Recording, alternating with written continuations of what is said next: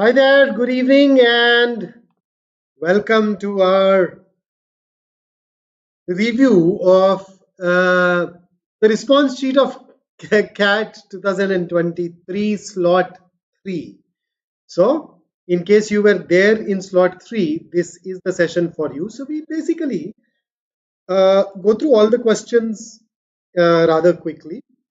And then later on, of course, moving forward, someday we can sit back and look at every question threadbare and see what is wrong and why it is wrong. So I'm not going to like dive really deep into every answer choice and eliminate it. However, if you tell me that you have concerns about one particular option, or one particular sequence, one particular way of looking at things, I assure you that I am definitely going to work with you and help you resolve that specific concern.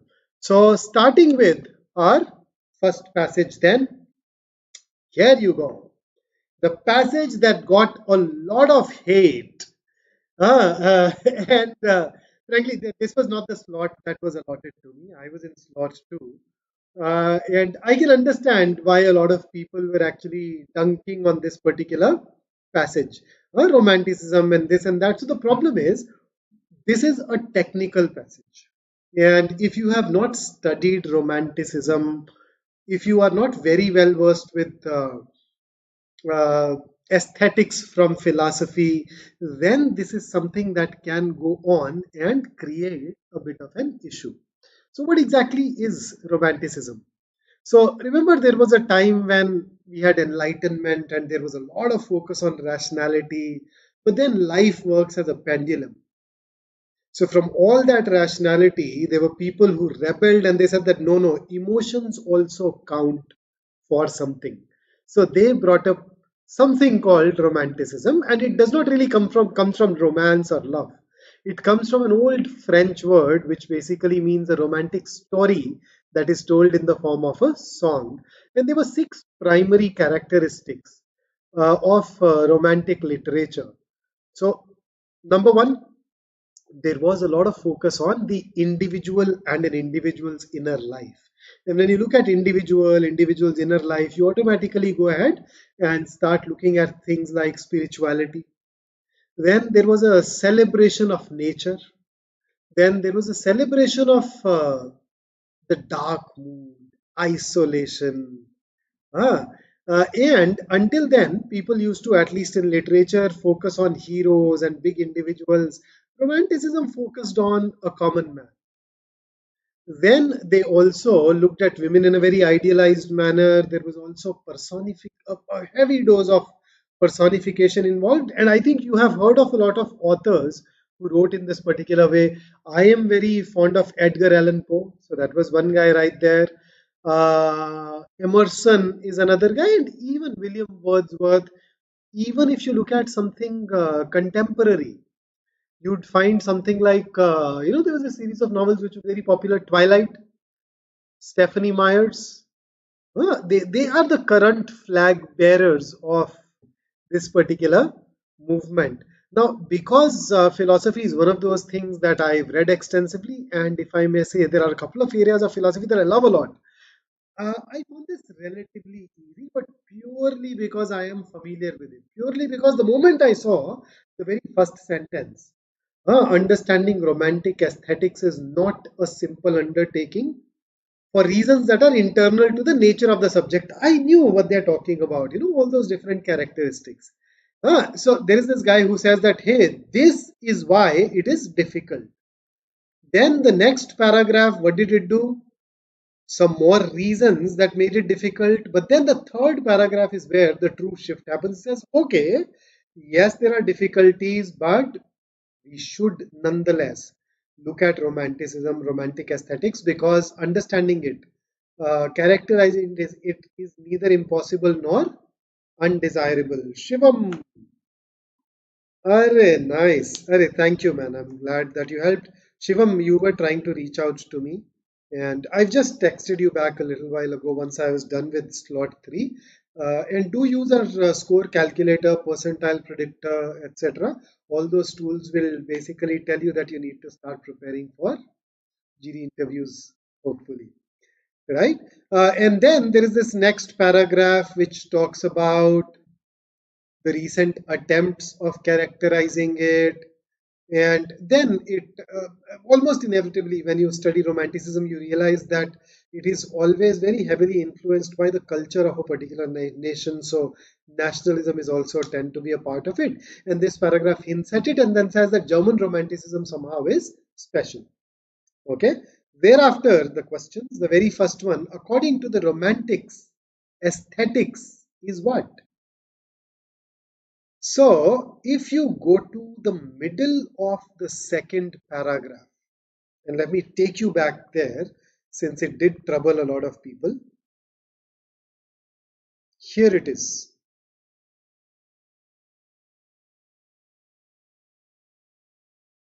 And from this line, you can very easily arrive at C as your answer to question number 1. So, nothing wrong with this question per se. I think the primary challenge here actually came from the subject matter. And even here, I think option A and option B were definitely easy to eliminate. Okay, let's have a look at next. The main difficulty in studying Romanticism is that, so let's see, A is not mentioned, B is not mentioned, C and D are both mentioned, but then the question asks us for the main difficulty. Now, if you go to the first paragraph of the passage, and I'm taking you there, look at this. It very clearly labels what the main difficulty is. So we are looking for an answer choice that essentially reiterates this particular part of the passage, and that reiteration should lead you to option D as the answer that actually comes closest to that sentence. Then question number 3, according to the passage, recent studies on Romanticism avoid a single definition, a specific time, a specific place, because they. Now, this is something that I reckon we find in third last, the third paragraph of the passage, last line, and it very clearly pertains to or refers to D. So, in fact, let me take you back there. No harm there. See,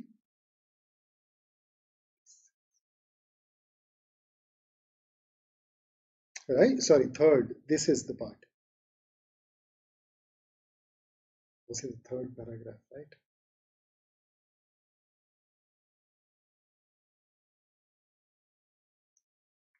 Uh, did I ended up highlighting? I think I need to read this once again in order to point out the precise part. Where is this definition? Which paragraph was that? It is not the third paragraph. There, here it is. This is the part. So it is the third last paragraph. It is the second last paragraph, basically. And if you read that part, you should be able to arrive at D. And then similarly, if I take you over to the fourth question, which one of the following statements is not supported by the passage? Then I think B and C were easy to rule out because both of them are rather clearly stated. For me, the choice was between A and D, and I'll tell you why I had a problem with A. It uses the word primarily. The passage does not go ahead and write primarily. It is not something that is stated explicitly there.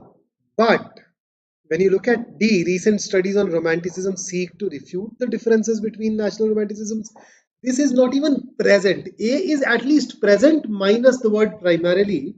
D is not present at all, and that is what makes D a better answer choice. So at the end of the day, the process of elimination and the tendency to pick up the best answer choice should help us narrow it down to the right answers.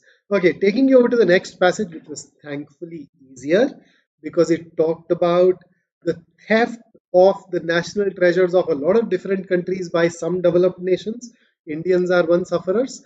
It says that, okay, that finally there are these laws that have led to these things being returned or at least not being borrowed, but it says that it also has an adverse impact.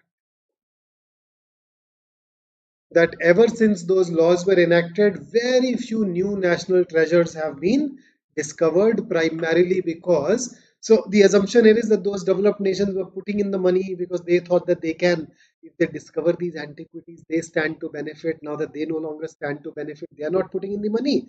And the governments of those countries are, they do not also find it in them to spend that kind of money. And then towards the end, we are being introduced to this changed Chinese approach.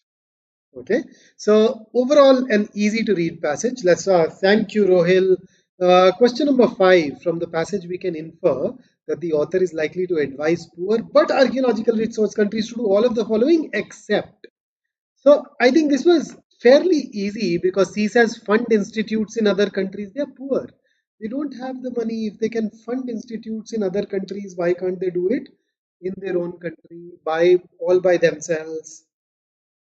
A is very clearly suggested. B and D are also, B is suggested, D is also hinted at, and that is why I think through the process of elimination too, we can arrive at C as our answer. Question number 6. Which one of the following statements best expresses the paradox of patrimony laws? So what was the paradox? It, in a way, the law helps you protect your national treasure. At the same time, uh, it has led to ceasing of all the activity towards discovering the newer forms of those treasures. And that idea is captured in option D. Question number 7. Which one of the following statements, if true, would undermine the central idea of the passage? What is the central idea? The central idea is these laws are ironically creating a problem in helping us discover new sites. So if A is true, then finances are not a problem for those countries. So why have these laws prevented them from coming up with or discovering newer areas? So A goes on to become our answer. How about 8th? It can be inferred from the passage that archaeological sites are considered important by some source countries because this is more of a specific detail question, uh, they help these countries by giving a boost to their tourism. It is very specifically clearly mentioned. I think 8th is one of those questions that most of us will consider easy. Passage 3. Passage 3 essentially talked about a very intriguing hypothesis propagated by a book written by Ghosh, The Nutmeg's Curse. Right? So it says that we think that global warming is happening only for the last 2 centuries, but this book says that no, it actually started at least 3 centuries ago, where the nutmeg's curse is given as an illustrative example.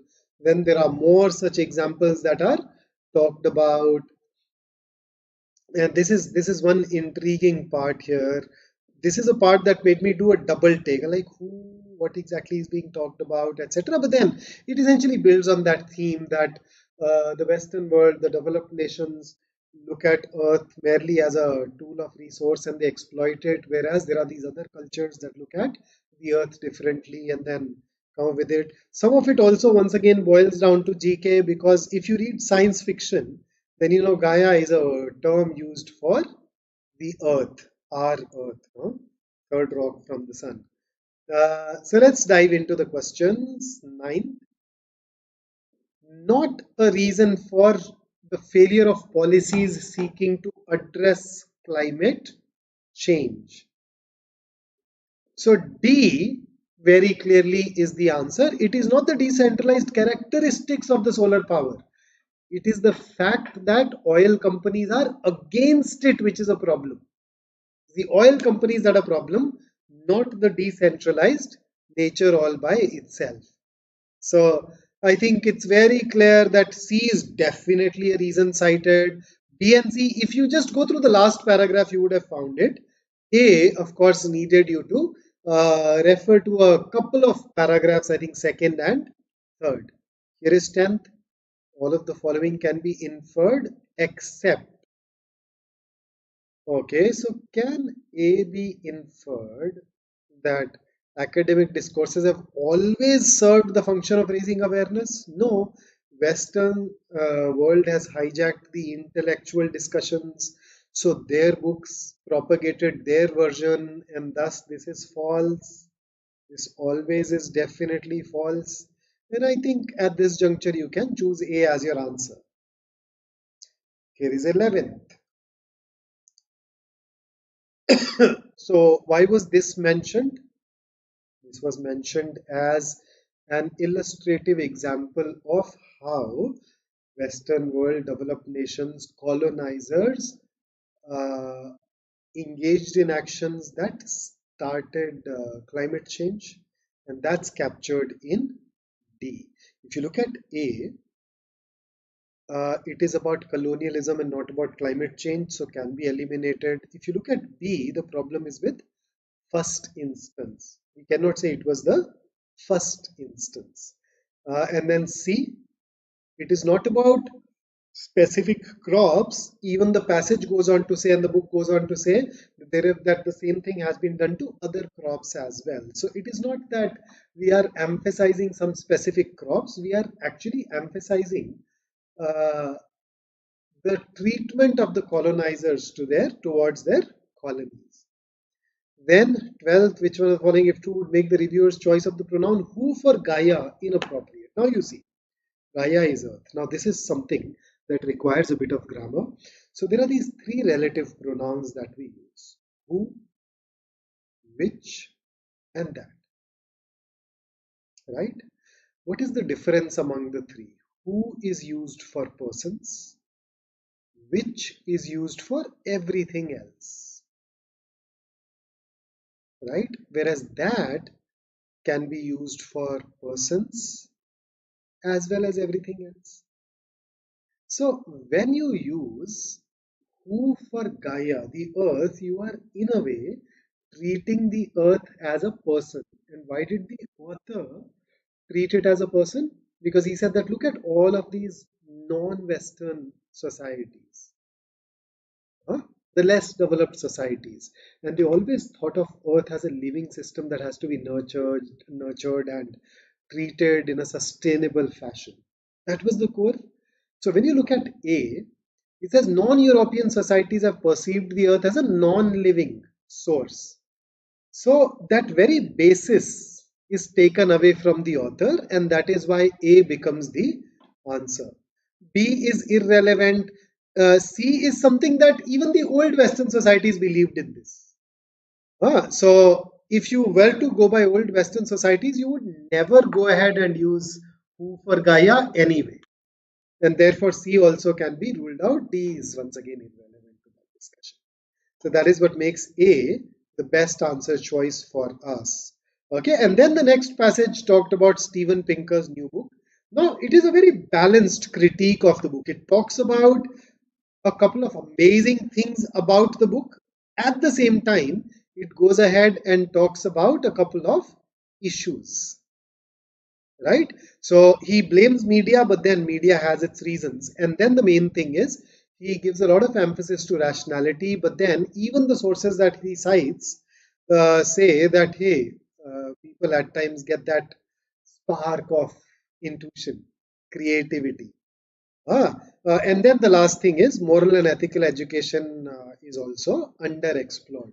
So overall, it says it's a good book, but it has a couple of shortcomings. So let's dive into the questions. 13. Rational thinking involves all of the following except. So you notice this part is getting this part is getting contradicted. According to them, rationality does not involve these.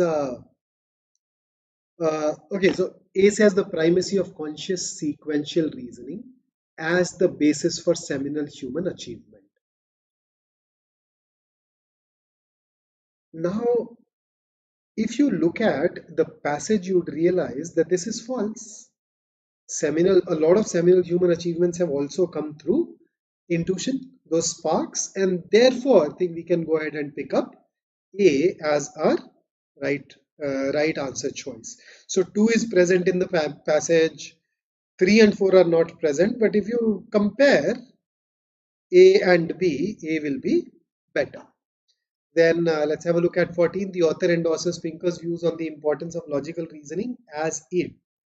So this was a little tricky. You had to think thoroughly. But if you go to the second paragraph, you would arrive at A as the answer. B can be ruled out because when you say moral compass, the last paragraph tells us that he could not deal with it adequately. C says focuses public attention on real issues like development rather than sensational events. That was just minor part with respect to media. And D helps people to gain expertise in statistics and other scientific. No, that was not really the case. It helps you interpret those things better. But this is the true importance is if you combine it all, help people deal with issues in their surroundings. If you read the second paragraph, we can infer it from there. Then 15th, these two, where this was an easy question. This was given to tell us that intuition can lead to great discoveries, and that is given in B. I'm sure this is a question that most of us have managed to get right. 16th, the author refers to the ancient Greek philosophers to tell that, okay, even those guys believed in intuition, talked about the fact that intuition is useful. So citing them does not bolster his case, and that idea is best captured by option D, which was also given as the answer in the official key, so that this was all fine. Thereafter, we went into verbal ability. Question number 17. This was a question that did make me devote some time to it because see, I typically start reading the paragraph first. So I could not find a very obvious gap, but after blank third, when you say in this context, then this context has to involve the second half of our lost sentence, and that is why the best answer for 17th should be the third location. Then 18th was relatively easy. Once again, the answer here was the third location. And the reason is if you want to justify this but and this transition, you needed to bring in that abstracted from their context. Otherwise, you won't be able to justify the but. And thus, 3 for 18. Then moving forward, you had this 19th question which asked us to identify the odd one out. When I read it all, I realized that 4 of these sentences are talking about jobs moving away from hard skills towards soft skills, though hard skills still remain important. One of those did not talk about it, and that was 2, which is talking about old definition of who an ideal candidate is and who isn't. This is far more generic a sentence as compared to the theme that is explored by the other 4 and should therefore be our answer. Question number 20. Once again, 2 should be the odd one out. The rest of them are basically talking about a particular tribal language dying with its last speaker. Whereas second talks about indigenous population has been steadily collapsing. This suddenly changes the shift from the language to the indigenous population itself. So would not obviously go with the other 4. Then question number 21, which is a parajumble. So there were a lot of clues. This problem, her vision, she plans. So you notice this her and she very clearly told us that 2 and 3 should come after 1. Then you notice in 4 she is talking about building a factory. Second talks about what that factory does. So you'd obviously build a factory before you describe what the factory will do. So it should be 3, 2. And this problem refers to the problem mentioned in, sorry, 4th. She was 4th, 4th. My bad. I'll just write it again. So because first has the name, 2 and 4 should come. 4 talks about a factory, 2 talks about the processes, and first should come after third. So if we combine all these, our sequence should be 3, 1, 4, and 2, which is absolutely right. We can definitely live with it. Okay.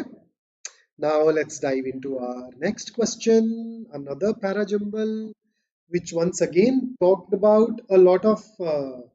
Unlike the previous one, it did not really have that many word-based clues, so slightly trickier.